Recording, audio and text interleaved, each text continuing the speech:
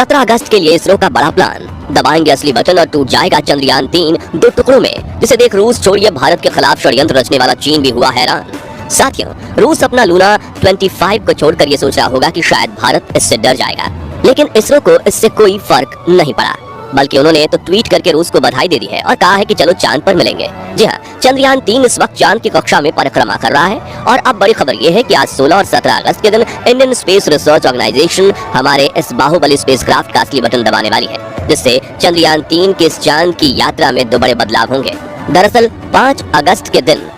इसरो के वैज्ञानिकों ने चंद्रयान-3 को चांद के गुरुत्वाकर्षण की ओर धकेल दिया था और उस दौरान चांद ने इसे अपनी 164 किलोमीटर इंटू 18,074 किलोमीटर की अंडाकार कक्षा में पकड़ लिया था, जिसके बाद समय समय पर लूनर ऑर्बिटर मैन्यूवरिंग परफॉर्म करके लगातार इसकी कक्षा को घटाया जा रहा था। और अब 16 अगस्त यह वह दिन है जब चंद्रयान-3 की अंडाकार कक्षा को घटाकर इसे 100 किलोमीटर इंटू 100 किलोमीटर की गोलाकार कक्षा में भेजा जाएगा। यह प्रक्रिया डीऑर्बिटिंग के नाम से जानी जाती है और इसरो के वैज्ञानिक इसे चांद की 5वीं ऑर्बिट में ठीक उस समय कर चुके हैं जब ये चांद की सतह से पूरे 100 किलोमीटर की ऊंचाई पर पहुंचा। दोस्तों, 100 किलोमीटर की कक्षा पकड़ने की यह प्रक्रिया इतनी अहम इसलिए है क्योंकि किसी भी घूमती हुई चीज को उसके अंडाकार रास्ते में से निकालकर गोलाकार रास्ते में रखने के लिए सही रफ्तार और एंगल की जरूरत पड़ती है। और जैसा कि आप जानते हैं कि चांद की इसी कक्षा में चंद्रयान-3 का प्रोपल्शन मॉड्यूल कई सालों तक लगातार ये घूमता रहेगा, इसलिए एंगल अगर 1 डिग्री भी इधर उधर हो गया तो प्रोपल्शन मॉड्यूल हर चक्कर में चांद से दूर चला जाएगा और एक समय ऐसा आएगा जब ये चांद के गुरुत्वाकर्षण से निकलकर डीप स्पेस में खो जाएगा और इससे मिशन फेल भी हो सकता है। इसलिए इसरो के वैज्ञानिकों ने इस प्रोसेस के लिए तगड़ी प्लानिंग करी है। आज 16 अगस्त के दिन चंद्रयान-3 के इंजन का बटन दबाया, जिससे इंजन ऑन होकर सुबह 8:38 से 8:39 के बीच में 5वीं कक्षा बदल चुका है, जो 100 into 100 किलोमीटर की ऑर्बिट होगी। ध्यान देने वाली बात तो ये है कि इस प्रोसेस के सभी स्टेप पहले से ही चंद्रयान-3 के आर्टिफिशियल इंटेलिजेंस सॉफ्टवेयर में फिट कर दिए गए हैं। यानी अगर मानो धरती से कोई चूक हो भी जाती है तो आर्टिफिशियल इंटेलिजेंस इसे अपने आप ही ठीक कर लेगा। दोस्तों, ये काम कितना मुश्किल है आप उसका अंदाजा इसी बात से लगा सकते हैं कि रूस का लूना 25 स्पेसक्राफ्ट आज 16 अगस्त के दिन चांद की कक्षा में पहुंच गया है। यानी धरती से चांद की पहली कक्षा तक के ये सफर कुछ चुटकियों में करने वाला लूना चांद की पहली और 5वीं ऑर्बिट तक पहुंचने के लिए रूस का लूना अगले 5 से 6 दिनों तक चक्कर काटता रहेगा। अब चंद्रयान-3 की बात करें तो आज 16 अगस्त के दिन 100 into 100 किलोमीटर के ऑर्बिट में धमाकेदार एंट्री करने के बाद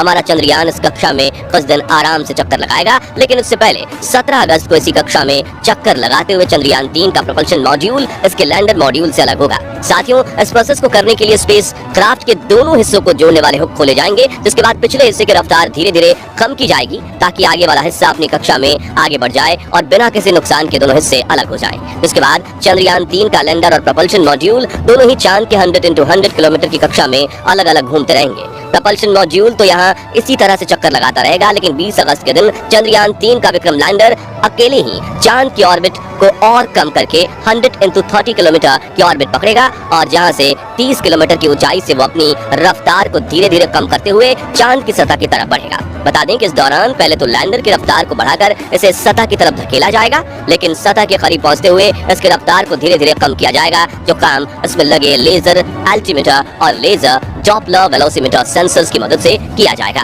दोस्तों, लैंडिंग के दौरान चंद्रयान-3 के विक्रम लैंडर की रफ्तार कई हजार किलोमीटर से घटाकर सिर्फ 7.2 किलोमीटर प्रति घंटा कर दी जाएगी,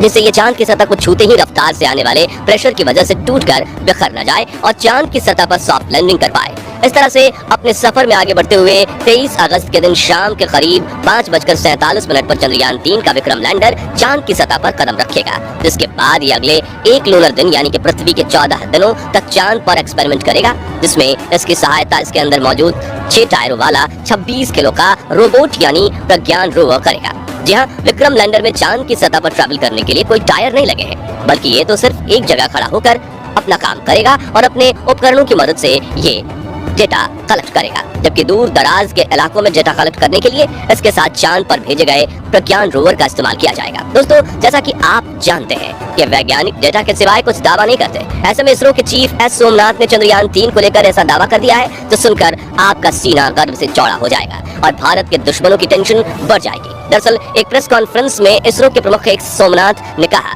कि अब चंद्रयान-3 को कोई नहीं रोक सकता और चंद्रयान-3 का विक्रम लैंडर किसी भी हाल में चांद की सतह पर सॉफ्ट लैंडिंग करेगा। आगे उन्होंने बताया कि अगर चंद्रयान के 2 इंजन बंद भी हो जाते हैं या सारे सेंसर का काम करना बंद हो जाता है तो भी ये चांद पर लैंड करेगा, क्योंकि चंद्रयान 3 को इसी तरह डिजाइन किया गया है कि ये लैंड करके ही दम लेगा, यानी ये एक साथ कई फेलियर झेल लेगा। अगर इसका एल्गोरिथम काम करता रहा और propulsion मॉड्यूल ठीक से चलता रहा तो इसका चांद पर उतरना तय है। दोस्तों, इसरो चीफ का ये भी कहना है कि 100 किलोमीटर की ऑर्बिट पर चंद्रयान 3 में कोई कठिनाई नहीं दिख रही है। सिर्फ एक समस्या है पृथ्वी से लैंडर की स्थिति का सही अनुमान लगाना। इसका सही माप लगाना बहुत महत्वपूर्ण है। ऐसा इसलिए क्योंकि उस वक्त विक्रम लैंडर पृथ्वी से काफी ज्यादा दूर होगा और इतनी दूरी पर उससे संपर्क बनाए रखकर रियल टाइम में ट्रैकिंग करना काफी मुश्किल होता है। दरअसल साउथ पोल चांद की फार साइड में आता है, जहाँ सिग्नल ब्रेक होना एक आम बात है और सिग्नल टूटने पर यान गड़बड़ा जाता है। साथ ही उसी वजह से पिछले मून मिशन यानी चंद्रयान 2 में चांद की सतह से 2.1 किलोमीटर की ऊंचाई पर इसरो का चंद्रयान 2 से संपर्क टूट गया था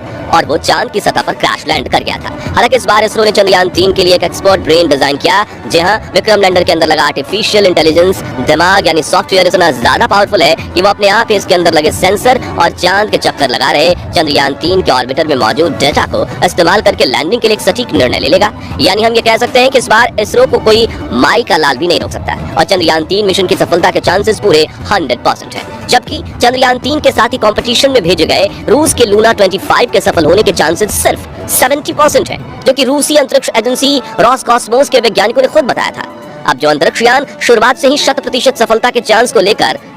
नहीं जा रहा, वो चंद्रयान 3 को क्या टक्कर देगा। इसलिए भले ही कितनी भी खबरें फैलें, लेकिन हमारे चंद्रयान 3 को रूस के लूना 25 से घबराने की बिल्कुल भी जरूरत नहीं है। दोस्तों, पिछले कई महीनों से जहां दुनिया भर में मंदी छाई हुई है, वहीं भारत के व्यवसाय तरक्की की सीढ़ियां चढ़ रहे हैं। ऐसे में दुनिया भर के सभी महाशक्ति कहे जाने वाले देश भारत से चल उठे हैं। इस बीच जब इंडियन स्पेस एजेंसी इसरो ने अपने चंद्रयान 3 को लॉन्च किया, जिसे सिर्फ 615 करोड़ के बजट में बनाया गया, तो पूरी दुनिया में मानो हड़कंप मच गया, क्योंकि अमेरिका, रूस और चीन समेत दुनिया के सभी बड़े देशों को यह डर सताने लगा कि अब भारत का चंद्रयान 3 सफल हो जाएगा और स्पेस प्रोजेक्ट्स पाने की होड़ में इसरो इन सभी को लात मारकर बाहर फेंक देगा। इसलिए ही चंद्रयान 3 के पीछे